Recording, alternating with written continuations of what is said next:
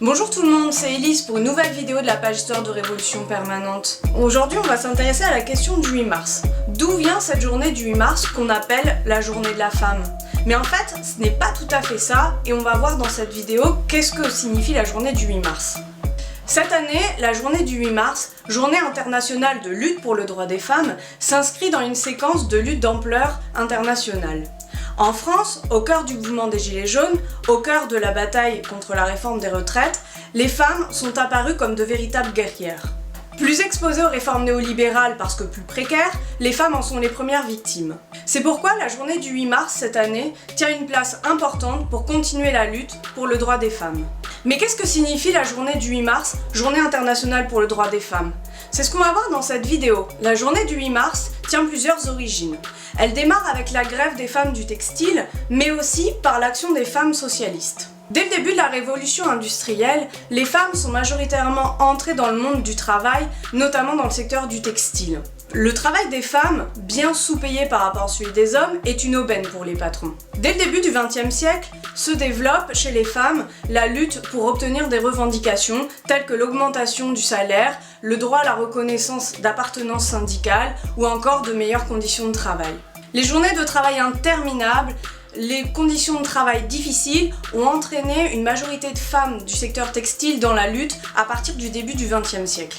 La journée du 8 mars remonterait à l'année 1908, où 129 ouvrières du textile sont mortes dans un incendie causé intentionnellement par le patron qui voulait stopper les luttes. On ne sait pas si cette journée a réellement existé, mais ce qu'on sait, c'est que dans la presse, 2 ans plus tard, il y a eu un grand incendie qui a ravagé une usine textile dans laquelle plusieurs femmes ont trouvé la mort. L'année suivante est marquée par une grève des travailleuses du textile qu'on a appelée le soulèvement des 20 000. La plupart des femmes en grève n'avaient même pas 20 ans. À New York, cette journée marque la première grande grève des femmes de l'histoire. En 1911, l'incendie de la Triangle Shirtwaist Company a été un désastre humain. Incapables de sortir de l'usine parce que toutes les issues de secours étaient bloquées, ce sont près de 140 femmes qui trouvèrent la mort. Cette tragédie restera ancrée dans les mémoires collectives locales comme symbole de lutte contre les conditions de travail insupportables. Mais celles qui ont été à l'initiative pour qu'existe une journée de lutte spécifique pour le droit des femmes, ce sont les socialistes allemandes. En août 1910, les femmes socialistes de plusieurs pays européens se sont rassemblées à Copenhague à l'occasion de la 11e conférence internationale des femmes socialistes. Au cœur de la discussion était le droit de vote des femmes, mais les socialistes allemandes, comme Clara Zetkin, ont proposé qu'une journée spécifique soit mise en place pour coordonner les luttes des femmes au niveau international. Elles ont proposé la motion suivante.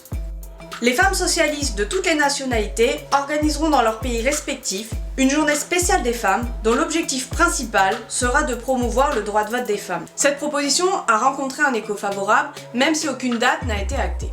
Ce n'est qu'en 1914 que plusieurs femmes socialistes décident de faire la journée du 8 mars comme journée internationale du droit pour les luttes des femmes. C'est incontestablement le 8 mars 1917 qui marque un tournant important puisque c'est à cette date que les femmes ont commencé la révolution russe. Ce jour-là, les travailleuses russes se sont mises en grève pour réclamer du pain, la paix et la fin du régime tsariste. Ces femmes ont été l'étincelle qui ont déclenché la révolution dans laquelle la classe ouvrière prendra le pouvoir 8 mois plus tard sous la direction du parti bolchevique. Dans ces années-là, les femmes russes ont obtenu plus de droits que dans toute l'histoire et que dans n'importe quel pays à cette époque. Que ce soit le droit à l'avortement, le droit au divorce, ou encore la socialisation du travail domestique, c'est-à-dire la création de cantines collectives ou de crèches. Mais qu'est-ce qui se passe après?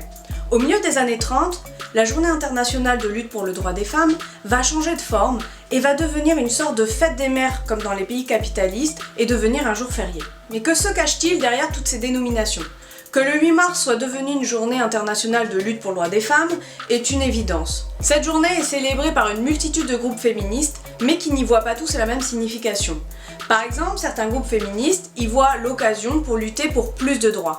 Mais que signifie lutter pour plus de droits dans une société qui est totalement inégalitaire? Mais partout dans le monde ces dernières années, on voit l'émergence d'appels à la grève au niveau international pour la journée du 8 mars. Et ce n'est pas un hasard. C'est parce que la classe ouvrière aujourd'hui est composée de 50% de femmes. Ces femmes sont elles aussi au cœur de toutes les grèves ouvrières. Ces luttes remettent au goût du jour la grève comme moyen d'action qui peut renverser le système capitaliste.